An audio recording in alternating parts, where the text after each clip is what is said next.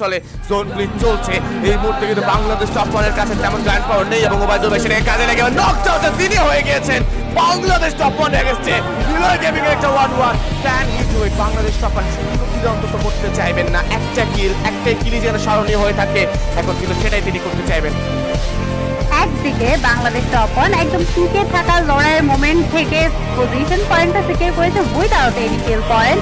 অন্যদিকে Niloy gaming new ফরম্যাটের কিল point নিয়ে এবার রয়েছেন পর্যন্ত।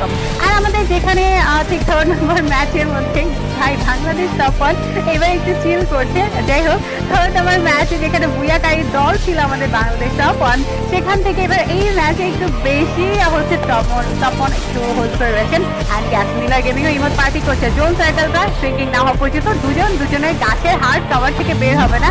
আর এই মোমেন্টটাই জাস্ট মরে একটা সিচুয়েশন, অ্যান্ড ফানি সিচুয়েশন হবে না গেমের মধ্যে, সেটা তো হতেই পারে না। অ্যান্ড বাংলাদেশ টপ ওয়ান আর নিলয় গেমিং এই ফানি সিচুয়েশনটা দেখা যাচ্ছে কন্টিনিউ করতে। দুজন দু সাইড থেকে ইমোট দিচ্ছে, দুজনেই দেখতে পাচ্ছে দুজন একজন অ্যাসোল্টার হিসেবে এবার দায়িত্বটা পালন থেকে। এবার আমাদের ফাইটটা কতক্ষণে কন্টিনিউ হবে। জোন সার্কেলটা অলরেডি ফিনিশিং হওয়া স্টার্ট করে দিয়েছে, আর কিছু